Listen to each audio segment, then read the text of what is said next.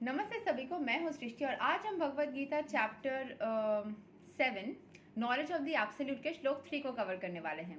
रोज की तरह पहले हम संस्कृत में श्लोक को पढ़ेंगे, उसके इंग्लिश ट्रांसलेशन को देखेंगे और मीनिंग को समझेंगे। तो चलिए शुरू करते हैं। मनुष्याणां सहस्रेषु कश्चित् यतति सिद्धये यततम् आपि सिद्धणं कश्चिन् मां वेत्ति तत्त्वतः। Out of many thousands among men, one may endeavor for perfection, and of those who have achieved perfection, hardly one knows me in the truth. तो भगवान बोल रहे हैं कि इतने सारे जो लोग हैं दुनिया में, सभी परफेक्शन को अटेंड करने की कोशिश कर सकते हैं। परफेक्शन इन भक्ति, परफेक्शन इन स्पिरिचुअलिटी, ईश्वर के समझना, उनको उनसे कनेक्ट करना, इन सब चीज़ों में सभी कोशिश कर सकते हैं। बट उसमें से वही उस चीज़ को अचीव कर सकते हैं जो कि मतलब बहुत ही कम संख्या के लोग हैं जो कि ईश्वर को एक्चुअली अटेंड कर सकते हैं। बहुत सारे लोग कोशिश करते तो है, पर उसमें से बहुत ही कम संख्या के लोग हैं जो ईश्वर को अटेंड कर सकते हैं। ठीक है, सो यहाँ के एक्सप्लेनेशन को समझ लेते हैं। काफ़ी लंबा एक्सप्लेनेशन है। So yes, let's see. There are various grades of men, and out of many thousands, one may be sufficiently interested in transcendental realization to try to know what is the self, what is the body, and what is the absolute truth. बहुत सारा population है दुनिया में, उसमें से कुछ ही संख्या के लोग को इंटरेस्ट होगा ईश्वर के तरफ जाने में। Generally, mankind is simply engaged in the animal propensities, namely eating, sleeping, defending, and mating, and hardly anyone is interested in transcendental knowledge. The first 6 chapters of the Gita are meant for those who are interested in transcendental knowledge, in understanding the self, the super self, and the process of realization by Jnana Yoga, Dhyana Yoga, and discrimination of the self from matter. However, Krishna can be known only by persons who are in Krishna consciousness. तो पहले के 6 chapters उन लोगों के लिए है, मतलब ये 7वें चैप्टर में हम आ गए हैं, तो 6 चैप्टर्स वही लोग खत्म कर पाएंगे। तो मेरे साथ जुड़े हुए जितने सारे लोग हर एक श्लोक को रोज फॉलो कर रहे हैं, तो आप लोगों के लिए ये वार्ता है, संदेश है कि वही इन सब श्लोक्स को खत्म कर पाएंगे जिनको ट्रांसेंडेंटल नॉलेज में इंटरेस्ट है एंड जो स्पिरिचुअलिटी को समझना चाहते हैं। तो super self and the process of realisation, ये हम जो अपने आप को समझना, सुपर सेल्फ को समझना किस तरीके से कर सकते हैं? ज्ञान योग से, ध्यान योग से, फिर ईश्वर से खुद को, मतलब discrimination of the self from matter, हम अपने आप को मटेरियल चीज़ों से दूर रखना कैसे करना है, ये सब चीज़ों में जो इंटरेस्टेड है। हाँ, कृष्ण को वही समझ सकता है जो कृष्ण कॉन्शियसनेस में है। अभी देखिए, सिर्फ और सिर्फ जो मतलब रूल्स है ना, खाने पीने का, उठने बैठने का, उससे कृष्ण कॉन्शियसनेस सिर्फ नहीं होती, वो हृदय से जो कनेक्शन क्रिएट होती है ना, वो ज़्यादा इंपॉर्टेंट है। वैसे तो वेजिटेरियन बोला जाए तो बहुत सारे लोग मिल जाएंगे आपको जो लहसुन प्याज नहीं खाते हैं, वेज खाते हैं। फिर जाप करना तो मैं मानूंगी बेस्ट फॉर्म ऑफ कनेक्शन होता है, बट तुलसी माला पहनते हैं, बहुत सारे लोग दिख जाएंगे, बट कितने लोग हृदय से ईश्वर से कनेक्ट होते हैं, वो इम्पॉर्टेंट है। So, however, Krishna can be known only by persons who are in Krishna consciousness. Other transcendentalists may achieve impersonal Brahman realization. For this is easier than understanding Krishna. Krishna is the supreme person, but at the same time, he is beyond the knowledge of Brahman and Paramatma. The yogis and jnanis are confused in their attempts to understand Krishna. Although the greatest of the impersonalists, Sripada Shankaracharya, has admitted in the Gita commentary that Krishna is the supreme personality of Godhead, his followers do not accept Krishna as such, for it is very difficult to know Krishna even though one has transcendental realization of impersonal Brahman. तो बहुत सारे yogis and Giani's भी confuse हो जाते हैं कृष्ण को समझने में, क्योंकि जैसे कि कृष्ण रास लीला करते हैं। जैसे मैं स्टूडेंट्स को पढ़ाती हूँ ना, नॉर्मल पढ़ाई जो होता है सीबीएसई आईसीएसई स्टेट बोर्ड्स के स्टूडेंट्स को, तो उसमें से सीबीएसई की एक 9th ग्रेड की स्टूडेंट को हिंदी पढ़ा रही थी। उसमें कृष्ण के रासलीला के साथ में कुछ कंपैरिजन था, तो उसने जैसे बोला कृष्ण जो है वो मतलब इतने सारे गोपियों के साथ रास कर रहा है एक टाइम पे। मैंने फिर वैसे ही उसको बोला कि इसके मुझे भी वो चीज़ समझ नहीं आती थी, या फिर मुझे वो चीज़ पसंद नहीं थी। मैं भी नॉर्मल इंसान ही हूँ, बट मैं जिस बात को समझ पाई हूँ कि इस पर्टिकुलर लीला से वो यही हमें समझाते हैं कि हिंसा, जेलसी से निकलना। कि जनरली हम प्यार में क्या होता है, अपने पार्टनर को हम किसी और के साथ में देख ही नहीं सकते, लॉयल्टी का बात आ जाता है, फिर हम जेलस हो जाते हैं। बट जब हम किसी से प्यार करते हैं ना, निस्वार्थ भाव से प्यार करते हैं, तो हमें परवाह नहीं होता कि वो किसी के साथ है कि नहीं है। हम उससे धोखा मिलने के बावजूद भी उससे प्यार करते हैं निस्वार्थ भाव से। उसमें कोई कंडीशन नहीं होता कि तुमने अगर मुझे छोड़ के किसी के पास गए तो तुम मेरे नहीं हो, या फिर तुमसे मैंने रिश्ता तोड़ दिया। अगर आपने प्यार किया है किसी से तो मुंह मोड़ना पॉसिबल ही नहीं है। वो डील में होता है, वो जॉब में होता है कि आप किसी के साथ में कॉन्ट्रैक्ट में आए और फिर वो कॉन्ट्रैक्ट खत्म हो गया। लेकिन प्रेम जो भावना है वो इतना निस्वार्थ होता है कि लोग आपको पागल बोल सकते हैं, ठीक है, कि उसमें कभी वो ख़त्म ही नहीं होता है। चाहे आपने अपने जो पार्टनर है या जो भी जिससे आप प्रेम करते हो उसको आप 10,000 लोगों के साथ भी उठते बैठते देख लो, 10,000 लोगों के साथ में लीला करते प्रेम करते भी देख लो, तब भी आपके हृदय में उनके लिए घृणा नहीं पैदा होगी, आपके हृदय में उनके लिए जेलसी नहीं पैदा होगी।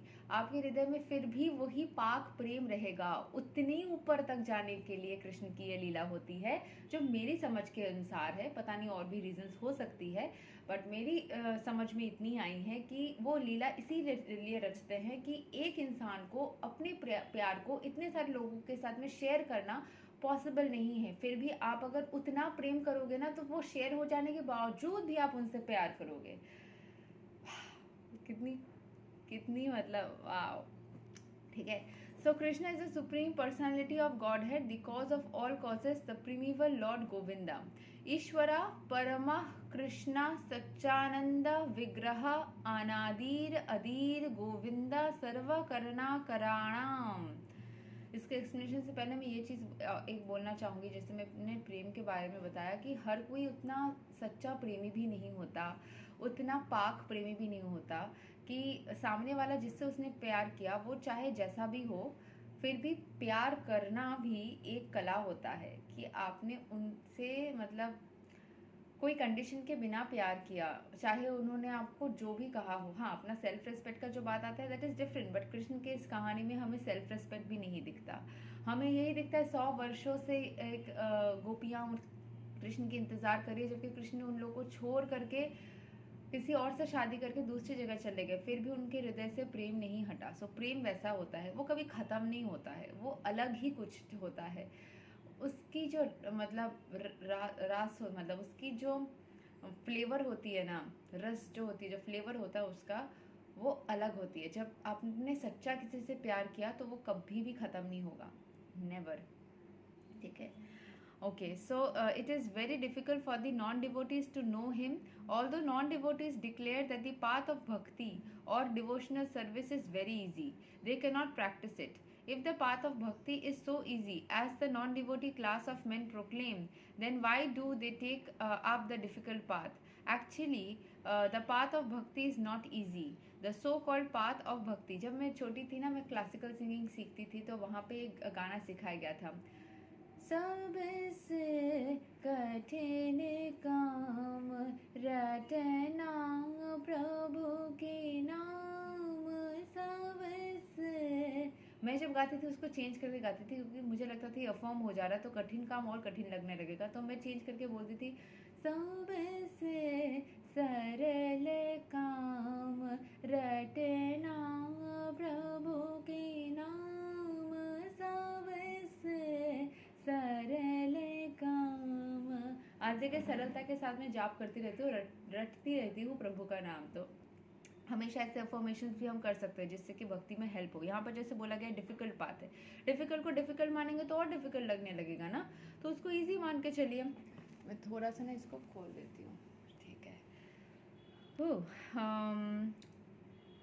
The so-called path of bhakti practiced by unauthorized persons without knowledge of bhakti may be easy, but when it is practiced factually according to the rules and regulations, the speculative scholars and philosophers fall out from the path. Srila रूपा गोस्वामी। हाँ, आपने अगर कठिन तरीके से ऐसे खाना पीना उठना बैठना रूल्स रेगुलेशंस बहुत ज़्यादा लगा दे तब तो कठिन लगेगा। So Srila Rupa Goswami writes in his Bhakti Rasamrita Sindhu, Shruti Smriti पुराणादि Pancharatra विधिं विना नैष्कन्तिकी हरेर भक्तिर उत्पातया यैवा कल्पते. Devotional service of the Lord that ignores the authorized Vedic literatures like the Upanishads, Puranas, and Narada Pancharatras is simply an unnecessary disturbance in society. So यहाँ पे अलग अलग कुछ उपनिषद के बारे में उन्होंने बोला है कि वो उपनिषद लिटरेचर्स ज़रूरी नहीं है. Anyways, it is not possible for the Brahman realization impersonalist or the Paramatma realized yogi to understand Krishna, the supreme personality of Godhead, as the son of Mother Yashoda or the charioteer of Arjuna. मतलब उनके जो अलग अलग रूप है, कभी वो यशोदा के पुत्र भी है, कभी वो अर्जुन के सारथी भी है, कभी वो गोपियों के कृष्ण भी है. तो अलग अलग जो ये रूप है ना, वो सभी रूप के समझना एक साथ में बहुत सारे लोगों के लिए संभव नहीं होता है. Even the great demigods are sometimes confused about Krishna. Muhayanti yat surayah mamatu veda na kaschana. No one knows me as I am, the Lord says. And if one does know him, then sa mahatma sudurlabha. Such a great soul is very rare. Therefore, unless one practices devotional service to the Lord, one cannot know Krishna as he is तत्वतः, even though one is a great scholar or philosopher. आप लोग जो सरल पद्धति है जिस तरीके से भक्ति कर सकते हैं, मेरे हिसाब से भक्ति सरल है. हाँ, ऑब्वियसली कलयुग में इतने डिस्ट्रैक्शंस में कर पाना बहुत किसी के लिए कठिन लग सकता है, लेकिन कठिन को कठिन बोलेंगे तो और कठिन लगने लगेगा. सरल बोला कीजिए. अपनी मैं थोड़ी सी यहाँ पे मंतव्य लगा रही हूँ, क्योंकि प्रैक्टिकली प्रैक्टिस करने से, थियोरिटिकली कुछ लिखा रहता है, उसको प्रैक्टिकली प्रैक्टिस करने से आप समझ पाते हो. तो जितना ज़्यादा हो सके जाप करते रहिए, उससे आप ईश्वर से कनेक्ट कर पाएंगे. ठीक है, ये जितना ऑल द टाइम अलग से बैठ के मत करिए, उठते बैठते चलते फिरते कोशिश कीजिए. ठीक है, ये आपके अंदर जितनी भक्ति बढ़ेगी उतना ज़्यादा मन करेगा और उस हिसाब से करेगा. कृष्ण का नाम लेना या शिव का नाम लेना या विष्णु या गणेश, जिसका भी नाम लेना आपको पसंद है, उससे तो एटलीस्ट स्टार्ट कीजिए, बट जाप करते रहिए. This is the best form by which you can increase that devotional vibration with in you. ठीक है. Only the pure devotees can know something of the inconceivable transcendental qualities in Krishna, his being the cause of all causes, his omnipotence and opulence, and his wealth, fame, strength, beauty, knowledge and renunciation, because Krishna is benevolently inclined to his devotees. मतलब वो बहुत ही kind है, बहुत caring है. जो उनके devotees है, जो उनसे प्यार करते हैं, वो उनके प्रति भी बहुत सॉफ्ट कॉर्नर रखते हैं. He is the last word in Brahman realization, and the devotees alone can realize him as he is. Therefore it is said, Atah Shri Krishna namadi na bhaved grahayam indriyai sevon mukhe hi jihvadau swayam iva sprurayati adah. No one can understand Krishna as he is by the blunt material senses, but he reveals himself to the devotees, being pleased with them for their transcendental loving service unto him. अगर आपने प्रेम कर लिया कृष्ण से, तो कृष्ण आपके बारे में, उनको जो नेचर है वो समझना तो मुश्किल है, बट वो खुद आपको आके समझा देते हैं. आपको फीलिंग होने लगती है, आपके अंदर चेतना, अनुभूतियाँ होने लगती है.